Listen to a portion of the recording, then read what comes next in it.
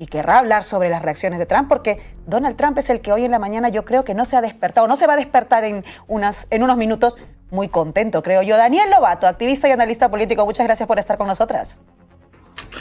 Gracias a ti, Laura, por la invitación y al resto del equipo, los que están ahí a la audiencia.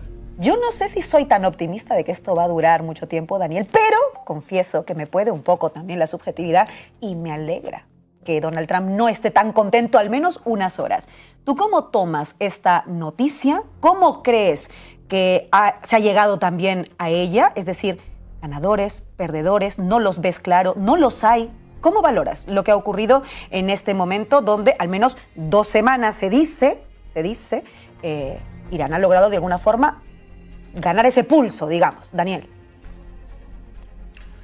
Bueno, con las abismales diferencias objetivas de terreno, de posición, de capacidades bélicas, hay partes de esta estrategia apocalíptica y a continuación de alto el fuego que se asemejan a las de Gaza. Recordemos cuántas veces Trump anunció con el infierno en Gaza cuando ya estaban en Gaza, en ese infierno, en ese Auschwitz y Hiroshima, ¿no? Y a continuación, hasta 2 veces se sentó con la resistencia palestina en base a los documentos de la resistencia palestina que comenzaban por los intercambios de prisioneros, etcétera, etcétera. Entonces, hay similitudes también con las huidas de Yemen, el alto el fuego unilateral de Israel en Líbano hace año y medio. La cuestión es que cuando el agresor se encuentra en serios problemas, en dificultades, Estados Unidos acaba pidiendo un tiempo muerto, ¿no?, para reevaluar las tácticas, y también porque en el terreno pantanoso de los tiempos muertos, de los altos el fuego fraudulentos, prosiguen con sus fines por otras vías en medio del silencio internacional, porque entre comillas hay un alto el fuego, y es lo que vemos hoy en Gaza. Anteayer asesinaron a 12 palestinos, un bombardeo israelí.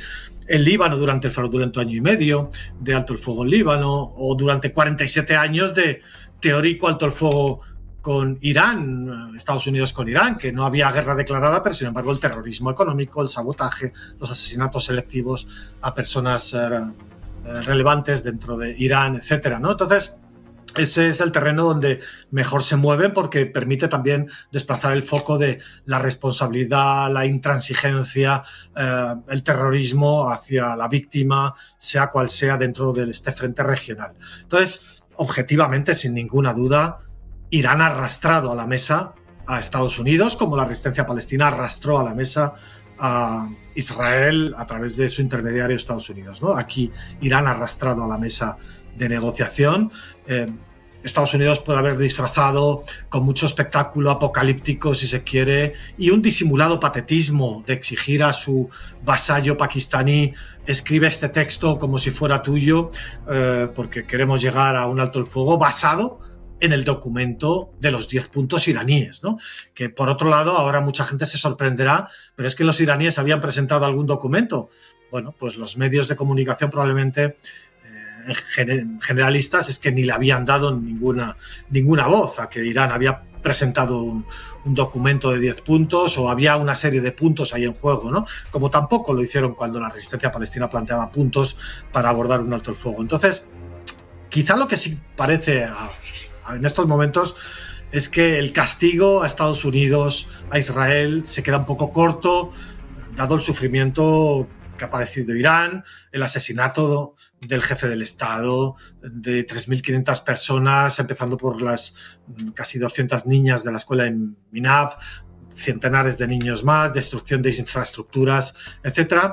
Pero claro, las guerras de liberación nunca se deben valorar los logros estratégicos en términos comparativos, en términos de relaciones de bajas humanas y de destrucción entre el opresor y el agredido, entre el imperio y quien lucha contra el imperialismo, ¿no? Y lo hemos visto en Vietnam, Angola, Sudáfrica, Argelia, etc.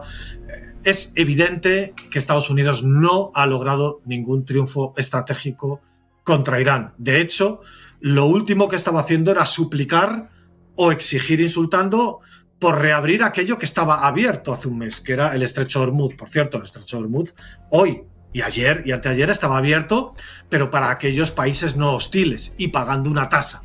Entonces, Estados Unidos no ha logrado ni la fractura institucional de Irán, ese supuesto cambio de régimen, ni la fractura militar, ni la fractura territorial, que se jugaba también a partirlo en pedazos, ni la fractura industrial o económica, ni la fractura del campo de la resistencia con los aliados en Líbano, en Yemen y especialmente en Palestina. El resumen de todo esto es que Estados Unidos puede gastar decenas o cientos de miles de millones de dólares en esta guerra de agresión, recordemos, un delito por la Corte Penal Internacional, por el Estatuto de Roma, puede gastar decenas o cientos de miles de millones de dólares y no lograr absolutamente nada estratégicamente, ¿no? Sino tener que, al final, hablar en términos en los cuales Irán le está poniendo encima de la mesa unos documentos. Irán ha dominado esa escalada bélica, ha desgastado gravemente en sistemas y en armamento esenciales a Estados Unidos y a Israel. Ya no hablo solo de los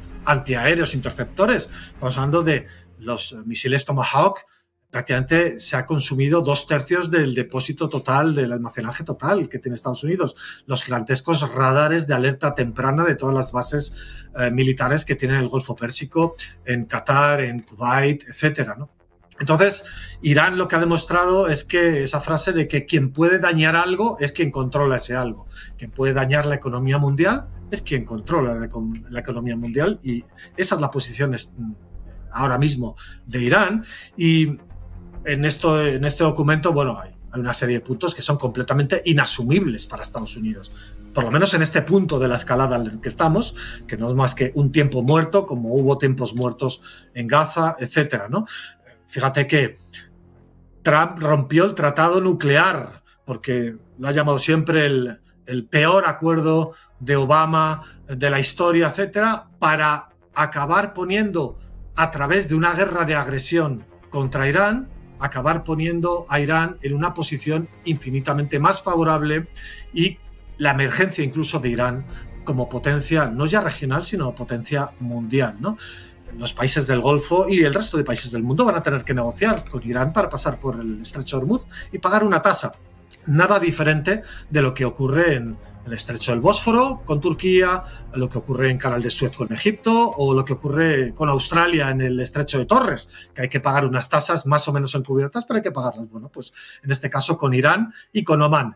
Y a partir de ahí, es un reconocimiento de la autoridad de facto de Irán del Estrecho de Hormuz, como mínimo, aparte de la exigencia de la retirada de la región, que eso todavía, pues, por supuesto, no lo va a aceptar Estados Unidos, y como digo, va a ser un tiempo muerto temporal, pero ya digo que Irán no hubiera logrado nunca este éxito si no hubiera sido porque el propio Trump ha puesto esta guerra encima de la mesa. Hace mes y medio, 2 meses, Irán no hubiera podido poner encima de la mesa su exigencia de control del Estrecho de Hormuz para resarcirse de todas las agresiones económicas de 47 años a través de esos impuestos. Entonces, bueno, con seguridad, la guerra se reanudará, con seguridad. Probablemente incluso Israel hoy mismo está bombardeando Líbano, un hospital en Líbano con 8 o 10 asesinados ya en Líbano. Ayer los medios israelíes, la sociedad israelí en general, lo que exigían era que Trump llevase a cabo esa amenaza de exterminio. No, obviamente no la iba a decir, desconocen que Estados Unidos ha estado en otras crisis también con la Unión Soviética más graves y por tanto no iba a utilizar la bomba atómica en este caso, pero en todo caso estaban ansiosos porque eso sucediese. Y hoy Netanyahu, por supuesto, se niega absolutamente a que el Líbano esté incluido en un acuerdo de paz en Líbano, ¿no? Entonces, la cuestión es que las causas subyacentes, la contradicción principal de fondo sigue estando ahí, y sigue siendo que la guerra contra Irán no es más que uno de los frentes de la guerra regional de dominación de Asia Occidental por el occidente colectivo, por Europa y por Estados Unidos. Irán no es más que uno de los frentes. El cáncer, el núcleo radiactivo sigue ahí presente, que es esa colonia de extranjeros en Palestina por 80 años que pretende aniquilar, exterminar, erradicar a los millones de nativos indios pieles rojas y a su vez someter, sofocar a todos los indios aliados de los nativos palestinos de alrededor y convertir en un páramo, en eso llamado el Gran Israel, convertir en un páramo Oriente Medio. Y eso apoyado, ya digo, por Estados Unidos y Europa colectivamente. Entre medias, eso no va a ser posible, un retorno hace 3 años, hace 2 años, antes del 7 de octubre, de que Gaza se reconstruya, de que Cisjordania no sufra asaltos. Eso no va a ocurrir. Seguimos teniendo un Auschwitz, Hiroshima, con los internos ahí confinados, sufriendo el exterminio lento, silencioso, y por tanto va a explotar todo de nuevo en un breve tiempo. Se está desplomando. 500 años de dominio occidental en toda la región y en todo el planeta, basado en la violencia contra muchos pueblos, que coincide con una crisis última sistémica de escasez de recursos, y por tanto, a partir de ahí lo que estamos es en un periodo transitorio, en esa guerra de liberación de Asia Occidental. Yo creo que han pasado 2 años y medio desde el 7 de octubre, estamos en la mitad del recorrido para que culmine todo eso. Vamos a tener que estar muy pendientes porque, en efecto, como dices, esto todavía lamentablemente parece tener para largo. No podemos confiar tampoco ni en Donald Trump ni en Netanyahu, pero tampoco en ese orden que algunos siguen pidiendo que sea recuperado y que Donald Trump vuelva al orden, como si fuera posible pedirle a un criminal de guerra además, como Netanyahu también, que vuelvan a algún tipo de orden. No se debería poder ni negociar ni pedirles absolutamente nada. Daniel Lobato, analista y activista, muchísimas gracias por haber estado con nosotras. Un fuerte abrazo. Un abrazo a vosotros también. Muchas gracias.